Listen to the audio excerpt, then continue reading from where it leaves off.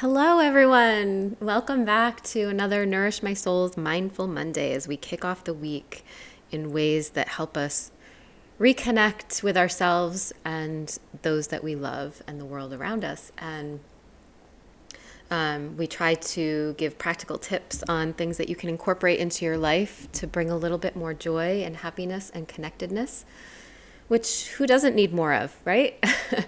um, the past couple weeks, I've been having a lot of conversations with people, and the realization of all of the heartbreak and struggle of 2020 is kind of coming to a head as people often take this time to start to reflect and look to the future.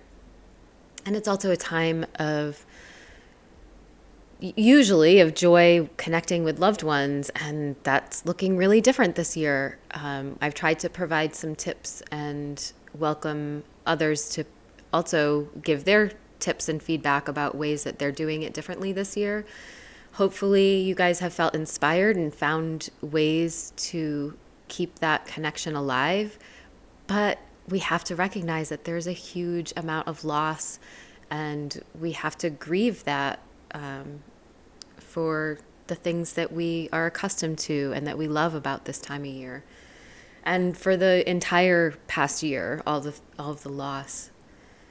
But the focus that I wanted to take this week was, how do we stay positive and connect in equally as positive ways over the holidays?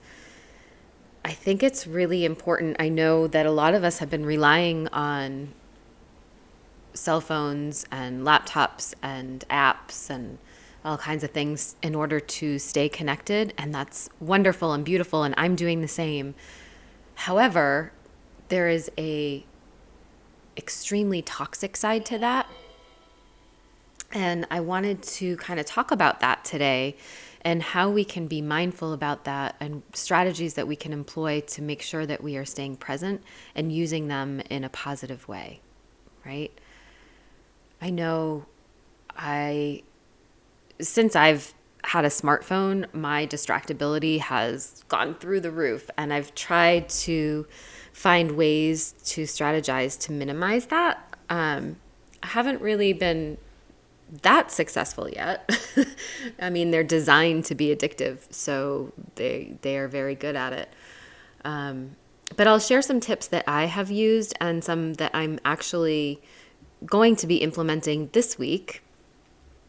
And I'd love to hear from all of you what you use to counteract that.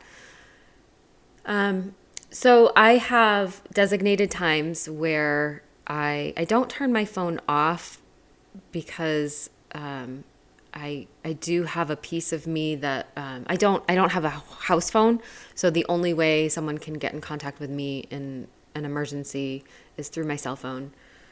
So I do like to leave it on, being a mother and having a lot of loved ones. I want to make sure that if there is an emergency, someone can reach me.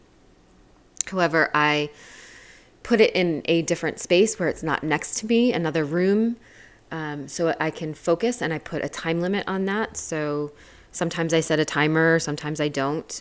I do have an app on my laptop that I can set timers for different tasks, which I use often. It helps me track my work as well. And that works really well. I also have a screen off time. So from 7:30 p.m. on, I don't do screens. I don't even, take this with a grain of salt, because a lot of people think I'm odd because I don't even watch TV. I should take that back. Very rarely do I watch TV. Sometimes someone will tell me about something that they think I'll really enjoy and that I should watch, and I do once in a great while. But I tend to use that time as creativity time or reading time, or connecting with loved ones time. So I leave that space open because during the day tends to get really busy and bogged down with work and commitments. So I want to have that space, and I don't enjoy staring blankly at a screen. I know that's very helpful for a lot of other people to be able to decompress. It's not for me. So 7:30 p.m. and on, my phone is not near me, and I do not go on a screen unless I am video chatting with loved ones. So something that I'm going to try, and I'd love to hear from all of you if this is something that you have used, is apps on your phone. The one that I'm looking at is called Off Time. And so it actually will turn off your phone and help you unplug, and it allows you to set the limits and parameters around that. Turns off apps. So I could have my phone on for phone calls, but all the apps are turned off, so I'm not feeling the pull to check on social media or check my email or, all of those other things that keep us addicted to our phone. So I think I'm going to try that. If you guys have one that you use or a strategy that you have found success with, please put it in the comments because I want to hear about it. I really want to tackle this, especially this week where we have a shorter week. And I think a lot of us will fall into the trap when we're feeling sad and alone and things are different and we're uncomfortable. I think the default is going to be for us to maybe go on social media or on some of those apps. And I think it's just going to make us feel worse because what do? People typically share their best moments or a version of their best moments on those apps, and it can leave others feeling more alone because they're not seeing the full picture.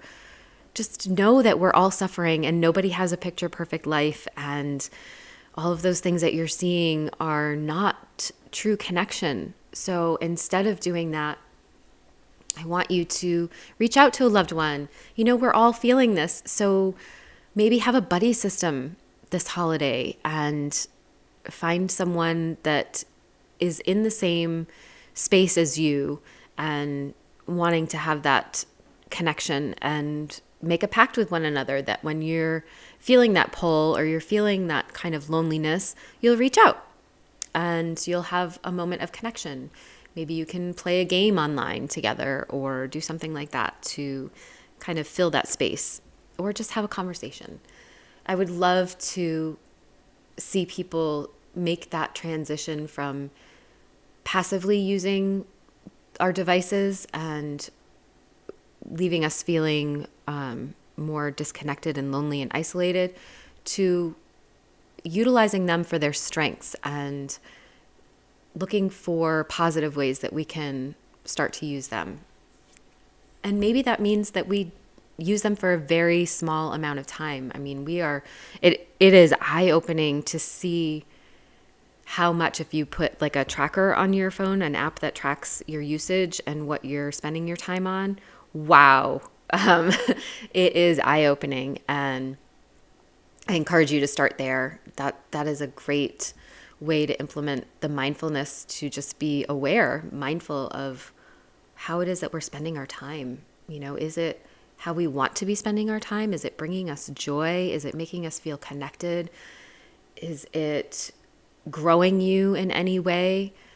That's what we really want to be doing, right? We don't want to be coming to the end of our life and realizing that we wasted it watching others' best moments and feeling bad about ourselves, right? That's really passive and unhelpful. So I encourage you to try that and to share your best tips. And I hope you guys all have a great holiday season and end to 2020. I think we're all looking forward to this year coming to an end and taking away the lessons that we needed to learn and leaving the rest of it behind. So I will talk to you guys all tomorrow on Talk to Me Tuesday. Bye.